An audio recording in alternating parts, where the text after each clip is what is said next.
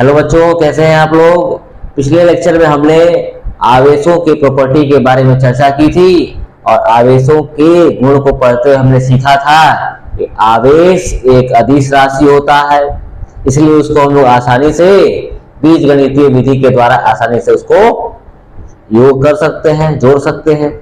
दूसरा हमने प्रॉपर्टी पढ़ा, दूसरा गुण पढ़ा कि आवेश एक बॉडी से यानी एक वस्तु से दूसरे वस्तु में स्थानांतरित होती है। मतलब आवेश जो होता है एक बॉडी से एक वस्तु से दूसरे वस्तु तक गमन करता है।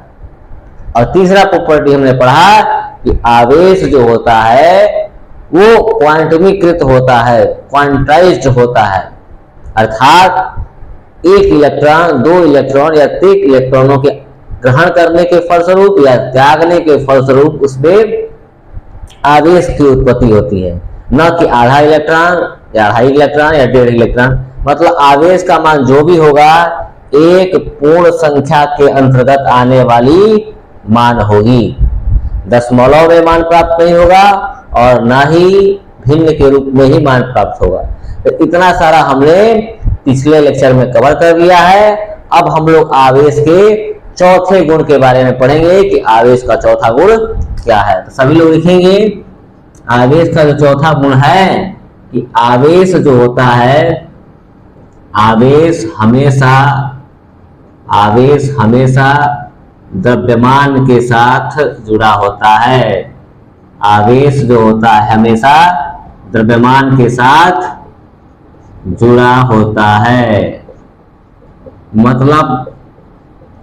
मतलब ये है, देखिए यदि किसी वस्तु पर अगर आवेश की उत्पत्ति हो रही है तो 100% श्योर है कि उस वस्तु में कुछ ना कुछ द्रव्यमान जरूर होगा। लेकिन ये हो सकता है कि उस वस्तु में आवेश की उत्पत्ति ना हो, यानी कि आवेश का परिमाण जो है शून्य हो, लेकिन उस वस्तु का द्रव्यमान अवश्य ही रहेगा। तो आवेश जो है अगर किसी वस्तु पर उत्पन्न हो रहा है तो इतना समझ लीजिए कि वो आवेश जरूर ना जरूर किसी न किसी द्रव्यमान के साथ जुड़ा होगा। अगर किसी वस्तु में द्रव्यमान है तभी उस वस्तु पर आवेश की उत्पत्ति संभव है। ऐसा कहा जाए कि किसी वस्तु पर आवेश उत्पन्न हो गया लेकिन उसमें द्रव्यमान नहीं है, ऐसा कभी संभव नहीं है। हाँ, ऐसा हो सकता है कि किसी वस्तु में द्रव्यमान हो लेकिन उस पर आवेश ना हो, ऐसा संभव है। आगे देखते हैं, जैसे आपने पढ़ा है इलेक्ट्रॉन के बारे में, प्रोटॉन के बारे में, न्यूट्रॉन के बारे में। देखिए इलेक्ट्रॉन, प्रोटॉन और न्यूट्रॉन, इन तीनों कणों के बारे में आपने पढ़ रखा है, इलेक्ट्रॉन, प्रोटॉन और न्यूट्रॉन। तो आप इसके भार के बारे में समझिए और इसके आवेश के बारे में समझ सकते हैं, कितना आवेश होता है, कितना भार होता है। तो आप इसको समझ जाएंगे बड़ी आसानी से कि कैसे आवेश हमेशा द्रव्यमान के साथ जुड़ा रहता है। देखिए इलेक्ट्रॉन का जो भार होता है ना, इलेक्ट्रॉन का जो भार होता है 9.8 into 10⁻31 kg, लगभग इतना होता है। इलेक्ट्रॉन का जो भार, आप इसको याद कर सकते हैं, इलेक्ट्रॉन का जो भार है लगभग 9.1 into 10⁻31 किलोग्राम होता है, जबकि आवेश का मान आपको पता है इलेक्ट्रॉन पे -1.6 into 10⁻19 कूलाम होता है। तो यहां दिख रहा है इलेक्ट्रॉन एक ऐसा कण है जिसमें भार भी है और आवेश भी है। भार यानी कि द्रव्यमान भी कह सकते हैं इसको। लगभग देखिए भार और द्रव्यमान में अंतर है, लेकिन चूंकि अभी हम लोग गुरुत्वाकर्षण चैप्टर जो पढ़े थे 11th क्लास में, तो हम लोगों ने सीखा था कि भार जो है पृथ्वी के द्वारा लगने वाला बल होता है और द्रव्यमान जो होता है पृथ्वी के द्वारा लगने वाला भार ना होकर हम लोग उसको मापते हैं कि अलग अलग क्षेत्रों पर अलग अलग परिणाम को माप सकते हैं। तो भार पृथ्वी के द्वारा लगने वाला बल है, जबकि द्रव्यमान उस वस्तु की एक्चुअल बनावट के कारण आने वाला परिमाण होता है। ठीक है, तो यहाँ पर इलेक्ट्रॉन जो होता है, इलेक्ट्रॉन जो है उसका द्रव्यमान लगभग 9.1 into 10⁻31 किलोग्राम है, और जबकि आवेश जो है -1.6 into 10⁻19 कूलम है। उसी प्रकार जब हम लोग प्रोटॉन को देखेंगे तो प्रोटॉन का जो भार होता है, द्रव्यमान जो होता है, भार भी कह सकते हैं द्रव्यमान भी कह सकते हैं, लगभग सेम ही होते हैं, थोड़ा सा डिफरेंस है। आपने गुरुत्वाकर्षण 11 में पढ़ रखा है इसको। 1.672 इंटू 10⁻⁻27 किलोग्राम होता है। प्रोटॉन का जो भार है लगभग 1.672 इंटू 10⁻⁻27 किलोग्राम है, और इस पर आवेश की बात करें तो 1.6 इंटू 10⁻⁻19 कूलम आवेश उपस्थित है। इसी प्रकार न्यूट्रॉन की बात करें तो न्यूट्रॉन का लगभग द्रव्यमान जो है 1.674 इंटू 10⁻⁻27 किलोग्राम है, और न्यूट्रॉन पर कोई आवेश नहीं होता है, यानी कि आवेशहीन है। तो आप परमाणु के इन तीनों मौलिक कणों को देख लीजिए। देखिए, इलेक्ट्रॉन में द्रव्यमान है और उस पर आवेश भी उत्पन्न होता है, मतलब द्रव्यमान है तो आवेश उत्पन्न हुआ। यहाँ प्रोटॉन में भी दिख रहा है आपको कि यहाँ पर द्रव्यमान है प्रोटॉन में और उस पर आवेश भी उत्पन्न होता है। इस पर ऋणावेश होता है इलेक्ट्रॉन पर, और प्रोटॉन पर धनावेश होता है। जबकि न्यूट्रॉन के पास केवल द्रव्यमान है, आवेश जो है बिल्कुल शून्य है, आवेश नहीं है।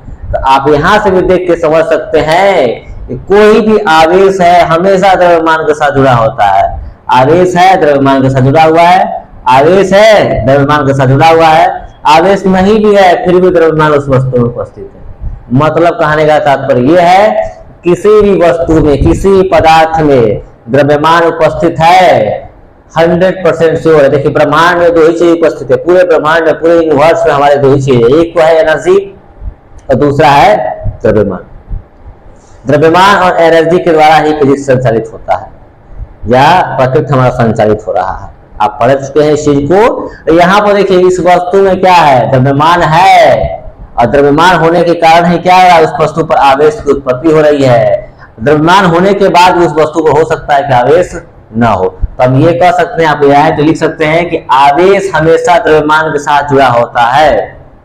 यदि किसी वस्तु में द्रव्यमान है तो उस वस्तु पर आवेश की उत्पत्ति संभव है, लेकिन ऐसा कभी संभव नहीं होगा कि किसी वस्तु पर आवेश हो और उसमें द्रव्यमान न हो। ऐसा कभी संभव नहीं हो सकता है। ठीक है, तो आपको ये बातें समझ में आ रही है। इलेक्ट्रॉन का द्रव्यमान और आवेश रेखा अपने, प्रोटॉन का द्रव्यमान और आवेश रेखा, और न्यूट्रॉन का द्रव्यमान और आवेश रेखा। इसको देख के आपको बिल्कुल क्लियर हो रहा होगा कि द्रव्यमान के साथ आवेश है, द्रव्यमान के साथ आवेश है, लेकिन द्रव्यमान के साथ यहाँ आवेश नहीं है। तो हम इस बात को कह सकते हैं।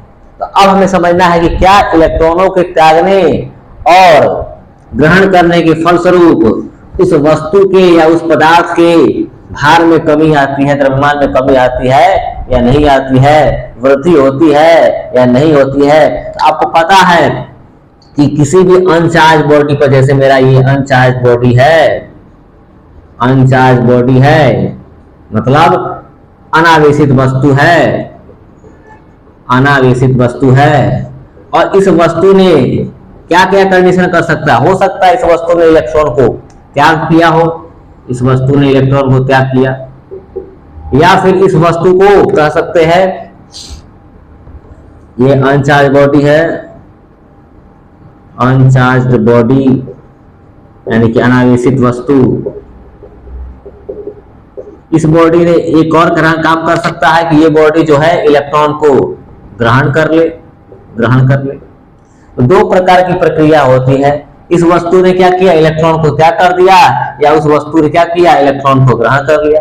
दो प्रकार की प्रक्रिया संभव है।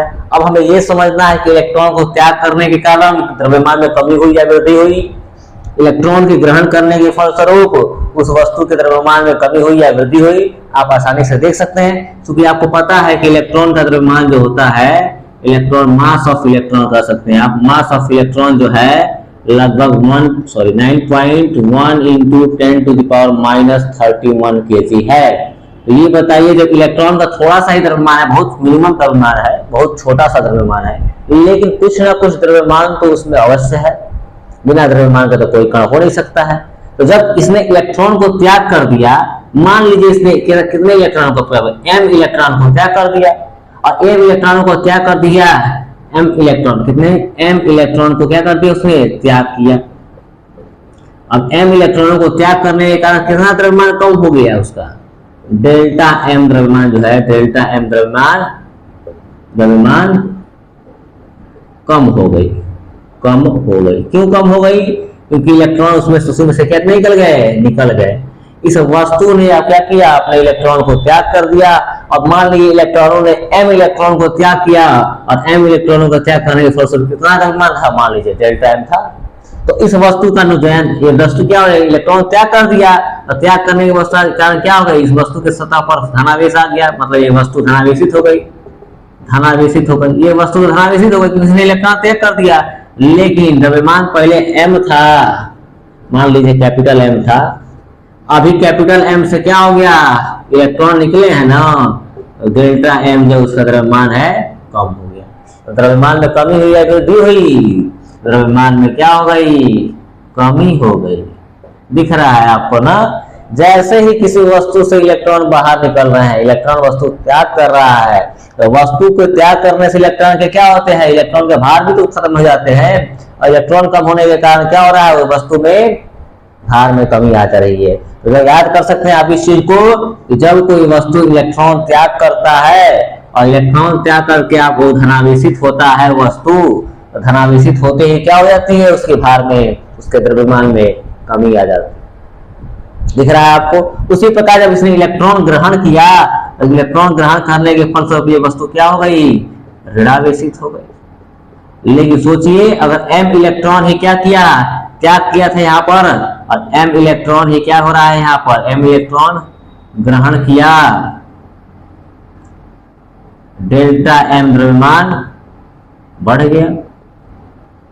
अगर m इलेक्ट्रॉन ग्रहण कर लेता है ये वस्तु, तो उसका डेल्टा m द्रव्यमान बढ़ गया। तो मान लीजिए पहले कैपिटल M था, अभी द्रव्यमान बढ़ कितना हो गया, m प्लस डेल्टा m, द्रव्यमान में वृद्धि हो गई।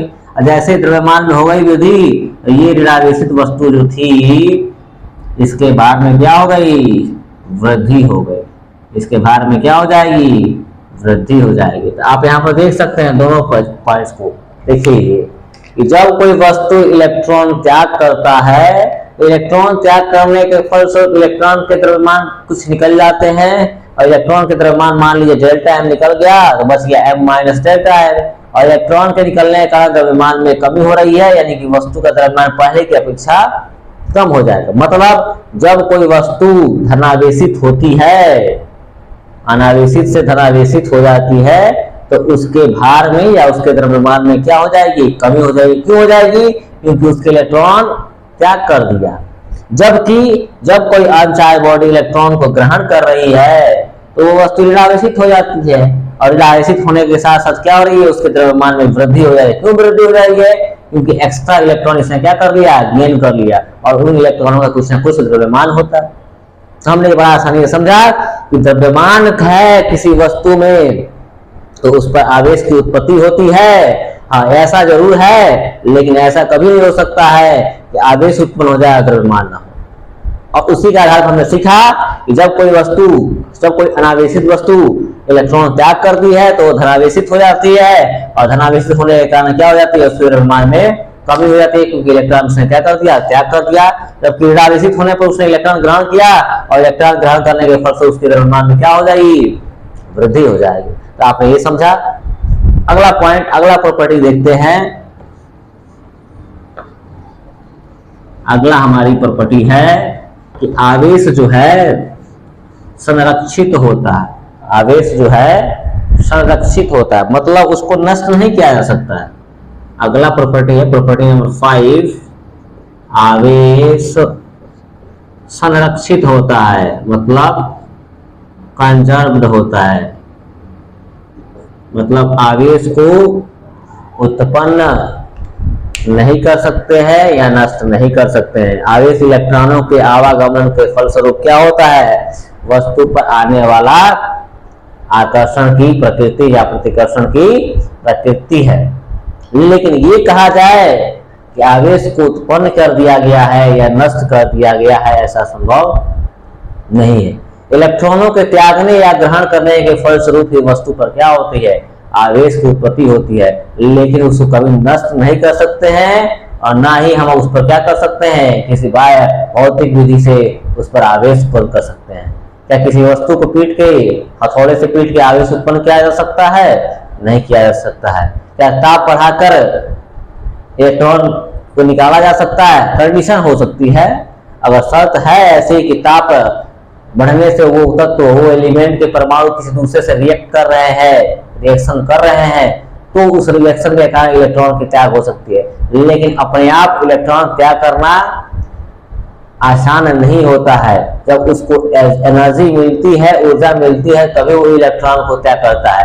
तो इसलिए हम इस बात को समझ सकते हैं कि आवेश जो है कभी भी न नष्ट हो सकता है, ना ही उसको प्रोड्यूस किया जा सकता है, उत्पन्न किया जा सकता है। जबकि एक रूप से दूसरे रूप में रूपांतरित करते हैं। किसी वस्तु को धनावेश लाते हैं, किसी वस्तु को ऋणावेश लाते हैं, और धनावेश और ऋणावेश लाने की इस प्रक्रिया को क्या कह रहे हैं हम लोग? आवेशन की प्रक्रिया कहते हैं। किसी भी वस्तु पर आवेश लाने के लिए हम लोग क्या करते हैं? उस वस्तु से इलेक्ट्रॉन को या तो ग्रहण कराते हैं या तो उस वस्तु से इलेक्ट्रॉनों को त्याग करवाते हैं। और इलेक्ट्रॉनों के त्याग करने या ग्रहण करने के फलस्वरूप क्या होता है? उस वस्तु पर आवेश की उत्पत्ति हो जाती है। लेकिन क्या इलेक्ट्रॉन नष्ट हुआ? नहीं हुआ। क्या इलेक्ट्रॉन उत्पन्न हो गया अपने आप से? नहीं हुआ। एक वस्तु है, इस वस्तु ने एक इलेक्ट्रॉन को त्याग कर दिया, इसने त्याग कर दिया। मान लीजिए ए वस्तु है, इसने इलेक्ट्रॉन त्याग कर दिया। बी वस्तु है, इस इलेक्ट्रॉन को क्या कर लिया? ग्रहण कर लिया। तो फिर ये वस्तु जो है क्या है? इसने त्याग किया, ये धनावेशित हो गई, और उसी इलेक्ट्रॉन को इसने ग्रहण कर लिया, ऋणावेशित हो गई। क्या इलेक्ट्रॉन नष्ट हुआ? नहीं हुआ। इसने इलेक्ट्रॉन त्याग किया, इसने इलेक्ट्रॉन ग्रहण कर लिया, और ये ए पॉजिटिव और ये बी निगेटिव, दोनों ने मिलकर क्या कर दिया? एक पदार्थ का निर्माण कर लिया। रिएक्शन में ऐसी प्रक्रिया होती है, आप पढ़ चुके हैं केमिस्ट्री में सब चीजों को। तो आवेश ना तो उत्पन्न होता है, ना ही नष्ट होने वाला। वो इलेक्ट्रॉनों के आवागमन के फलस्वरूप, इलेक्ट्रॉनों को त्यागने या ग्रहण करने के फलस्वरूप उस पर आवेश की उत्पत्ति हो रही है, और उसके कारण क्या होती है? हमारी रिएक्शंस होती हैं। लेकिन ये कहा जाए कि आवेश को नष्ट किया जा सकता है, ऐसा संभव ही नहीं है। क्योंकि देखिए, इस वस्तु से इलेक्ट्रॉन निकला, दूसरे में प्रवेश कर गया, हो सकता है फिर इससे निकलेगा, किसी तीसरे में प्रवेश करेगा। लेकिन वो इलेक्ट्रॉन जो अपने साथ आवेश लेके चल रहा है, उसको कोई नष्ट नहीं कर सकता है, उसको कोई उत्पन्न नहीं कर सकता। वो इलेक्ट्रॉन का मूल रूप से भौतिक गुण है। इसलिए हम लोग कहते हैं कि आवेश जो है क्या है? बिल्कुल ही संरक्षित है, उसको ना उत्पन्न कर सकते हैं और ना ही नष्ट कर सकते हैं। तो ये हमारी प्रॉपर्टी समझ में आ गई आपको। अगला प्रॉपर्टी देखते हैं। अगला प्रॉपर्टी देखने से पहले आपको एक बता दें, एनसीईआरटी में क्वार्क्स के जिक्र किया गया। क्वार्क्स शायद आपने नाम सुना होगा, आप पुस्तक पढ़ते होंगे, बुक्स पढ़ते हैं आप, तो वहां पे देखा होगा आपने एक पॉइंट्स है क्वार्क। क्वार्क्स के बारे में चर्चा किया गया है एनसीईआरटी में, ठीक है। ये क्वार्क्स कैसे होते हैं, क्या होते हैं, उनके बारे में थोड़ा समझ लेते हैं। फिर आगे प्रॉपर्टी देखेंगे और पढ़ेंगे आवेशन की प्रक्रिया की, कैसे किसी वस्तु को आवेशित किया जा सकता है। हमने तो पढ़ चुका है कि किसी वस्तु पर धनावेश कब आता है, ऋणावेश कब आता है, ये समझ लिया है। लेकिन आवेशन की वास्तविक प्रक्रिया क्या है? जैसे किसी वस्तु को घर्षण कराते हैं तो उस पर कैसे धनावेश आ जाता है, कैसे ऋणावेश। आपने पढ़ रखा है, 10th क्लास में पढ़ा होगा, थोड़ा बहुत जानकारी लिया होगा। जैसे आप पेन को लेते हैं, सूखे बाल में रगड़ते हैं और एक कागज के पास ले जाते हैं तो कागज पे चिपक जाती है। कैसे? क्योंकि हमने आवेश को उत्पन्न कर दिया है सूखे बालों में पेन को रगड़ के। तो ऐसी प्रक्रियाओं का अध्ययन हम लोग करेंगे, कैसे किसी वस्तु को आवेशित किया जाता है, उसको हम आगे पढ़ेंगे। लेकिन उसको पढ़ने से पहले हम लोग समझते हैं क्वार्क्स के बारे में। क्वार्क्स यानी क्वार्क।